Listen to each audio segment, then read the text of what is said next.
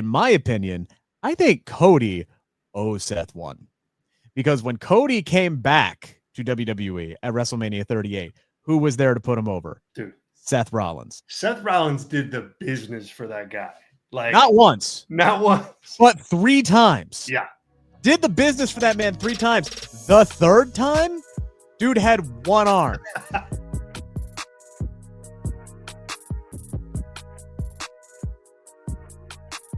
What's going on, everybody? Welcome on into the Takedown on SI. This is Discussions. I'm Zack Heydorn. That is Rick Ucchino. Rick, I think we've got a good question on tap to answer today. This is going to be a fun. This is going to be a fun.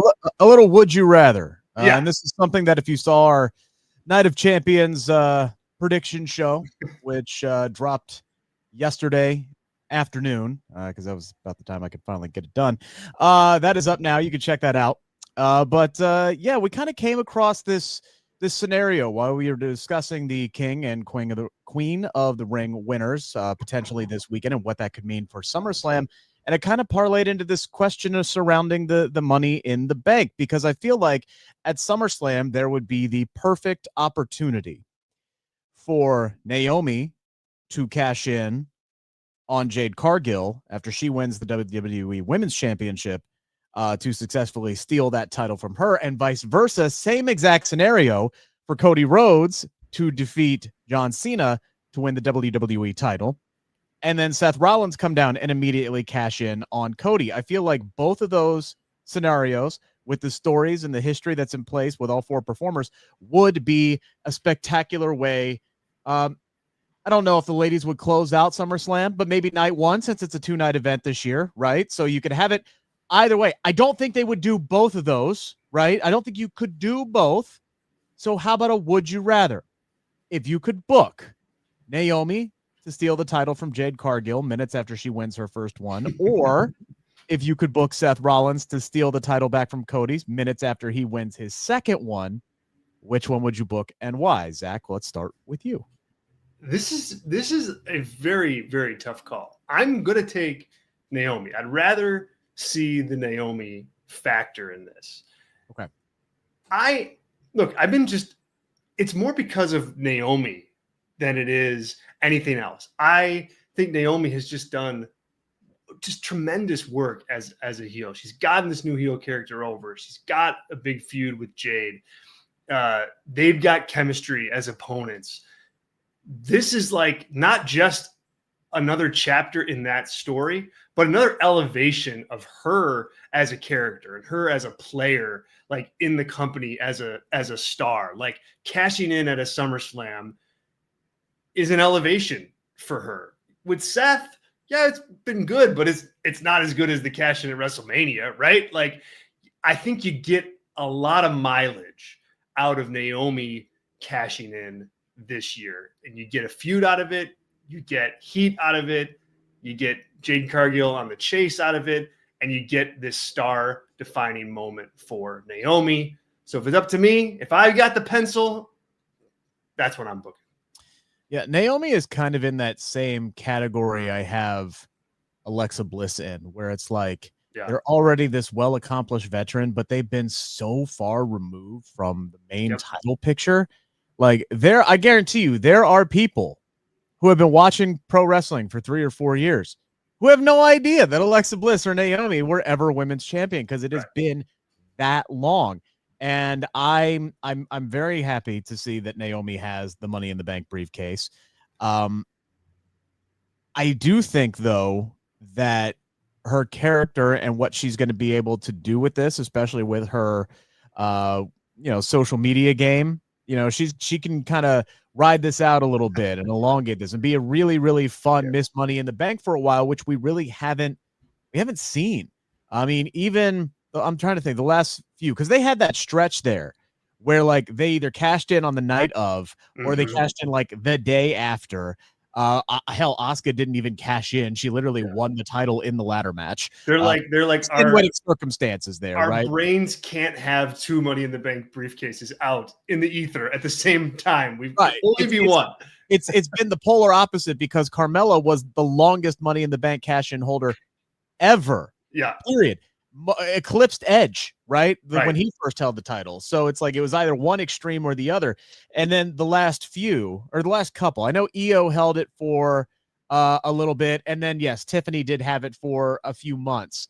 We haven't really had anybody in kind of like that middle ground, that 6-8 month middle ground, and try to really drag it out and get something out of it. Maybe they could go that route with Naomi, and you could actually give Jade a legitimate first title run. Mm-hmm. And that would be my only thing, right? Is like, it would make sense from a storyline standpoint, but I would much rather do that to somebody that's already been a world champion. You know, like when it happened to Drew McIntyre at WrestleMania, I was like, that was cool. That was actually perfect booking. He got his moment. Yeah. You know, he finally won the title in front of the home crowd. He got to celebrate, have that moment with his wife.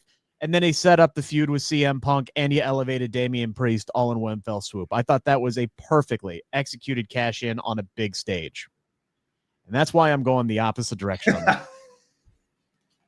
I knew this because I think the history between Seth Rollins and Cody Rhodes sets this up perfectly. Because in my opinion, I think Cody owes Seth one. Because when Cody came back to WWE at WrestleMania 38, who was there to put him over? Dude, Seth Rollins. Seth Rollins did the business for that guy. Like, not once, but 3 times. Yeah. Did the business for that man 3 times. The third time, dude had one arm. That's right. Dude had one arm, had a torn pec. Seth Rollins in a shoot fight would have murdered that man. Yeah. All right. And instead, Cody got to have this literally like star elevating performance that will live on forever. I have one of the worst memories on planet Earth. I will never forget how I felt watching Cody Rhodes take off that jacket inside Hell in a Cell. Like him pulling his arm back, I felt my pecs start to tingle. Were you in the building for that? Were you in the building for that one? No, I was not in the building for that. No, I was in the building for that one. There was like a groan as he's moving his arm. Everyone's like, oh.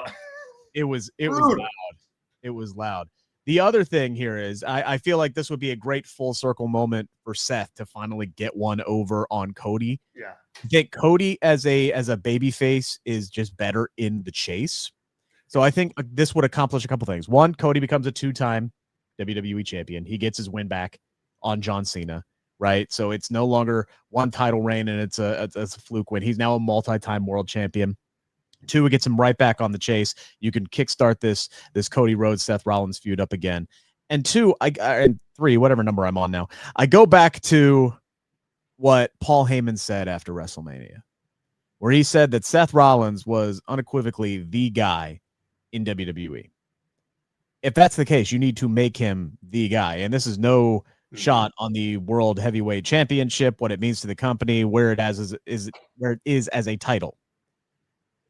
The top title in the company always has been, always will be the WWE Championship. So you want to portray Seth Rollins as the guy. He needs to win the title. I don't want him cashing in on Gunther. I don't want him cashing in, God forbid, on Goldberg. I don't want him cashing in on, pick whoever is going to win that World Heavyweight Championship, LA Knight, whoever ends up beating Gunther for it. I don't want him doing that. I want him back as the WWE champion. That way, when Roman Reigns comes back, Roman can come after the WWE championship as well. I you love have CM Punk who can come back in the WWE title picture as well. Maybe I think John Cena losing at SummerSlam is perfect because it gives him time to come back on his redemption tour, before he retires. So he had his run with the belt. He loses to Cody. It's definitive. It's done. It's over. Now he's got to do some soul searching and think deep down. Okay, was what I just did over the last 6 months, was that worth selling my soul for? Right. I think that's the story they're moving on from John Cena after WrestleMania. Or after SummerSlam, excuse me. Seth has the title, and now he's got Cody, and he's got Punk, and he's got Roman in pursuit. If I'm choosing one, I'm choosing that one. So, folks, what would you rather have? We got a comment section. We got a comment section for this. Drop your comments in there. We want to see what you guys think about this. It's a good question. SummerSlam looms in the distance, so let us know what you think. That's Discussions here on the Takedown on SI. Check out the channel. We got lots of great stuff that's up on it right now. We got our Night of Champions preview that you can check out. We've got an interview with Athena that Rick did, which is a fantastic watch. Great listen. She's Thank so insightful in this interview. If you haven't checked it out, you got to give it a listen. Hit the like button here. Turn on your notifications so you know when we drop some stuff. We'll catch you guys next time. See ya.